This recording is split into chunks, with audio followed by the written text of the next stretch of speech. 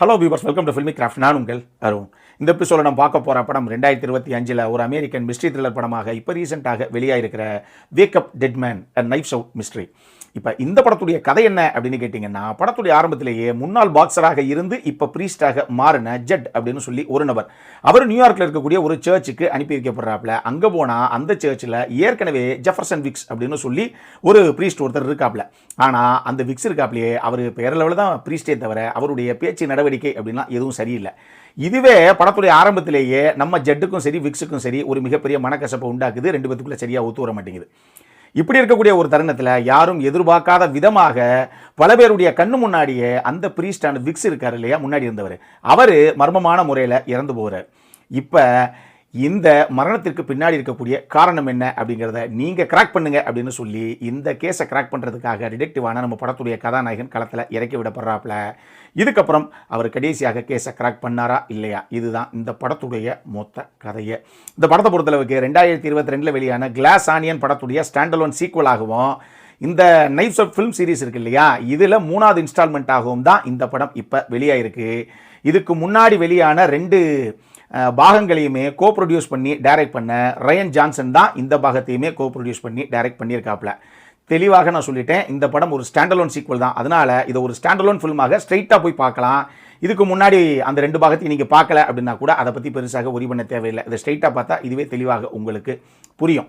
இந்த படத்தை பொறுத்தளவுக்கு இதனுடைய பலமே இதனுடைய செகண்ட் ஹாஃப் தான்.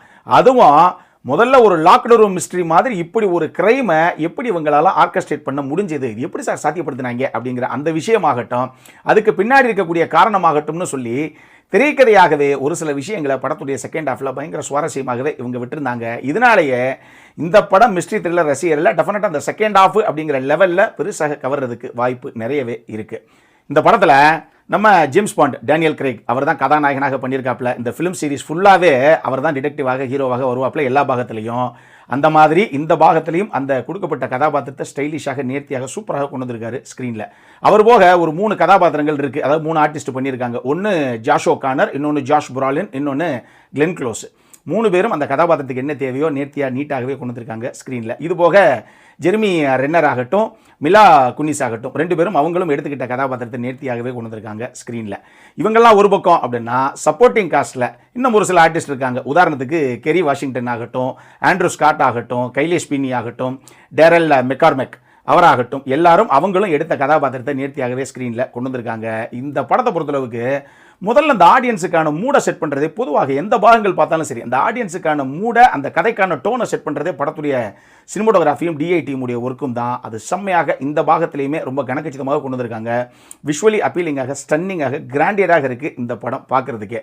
அதே மாதிரி படத்துடைய ப்ரொடக்ஷன் டிசைன் டீமுக்கும் நிச்சயமாக ஒரு பாராட்டுக்கள். பல இடங்களில் செட் ஒர்க்ஸ், அது செட்டுன்னே தெரியல, அந்தளவுக்கு அட்டகாசமாக கொண்டு வந்திருக்காங்க அவங்க ஸ்க்ரீனில். சரி, இதெல்லாம் ஒரு பக்கம் இருக்கட்டும். இந்த படத்தில் என்ன சார் பிரச்சனை அப்படின்னு கேட்டிங்கன்னா, இந்த கிரைமை எப்படி ஆர்கஸ்ட்ரேட் பண்ணாங்க, இது எப்படி சார் சாத்தியம் அப்படிங்கிறதுக்குள்ளே இருக்கக்கூடிய சுவாரஸ்யமாகட்டும், எதனால அந்த கிரைமை முதல் ஆர்கஸ்ட்ரேட் பண்ணாங்க அப்படின்னு இவங்க பின்னாடி சொன்ன ஒரு காரணமாகட்டும்னு சொல்லி, நான் சொன்ன மாதிரி செகண்ட் ஹாஃப் ஒரு சில இடங்களில் பயங்கரமாக சுவாரஸ்யப்படுத்தி மிஸ்ட்ரி த்ரில்லர் ரசிகர்களுக்கு பிடிக்கிற மாதிரி சுவாரஸ்யம் எடுத்துகிட்டு போகிறதெல்லாம் இருக்கட்டும். ஆனால் முதல்ல கதைக்களத்தையும் கதாபாத்திரத்தையும் செட் அவுட் பண்ணி அதுக்கப்புறம் ஒரு கிரைம் ஒன்று அரங்கேறி யார் யாரெல்லாம் நம்ம ஹீரோவுடைய சந்தேக பார்வையில் விழுகிறாங்க அப்படிங்கிறத கொண்டு வர்றதுக்கு எக்கச்சக்கமான டைம் எடுத்துக்கிடுச்சு இந்த டீமு.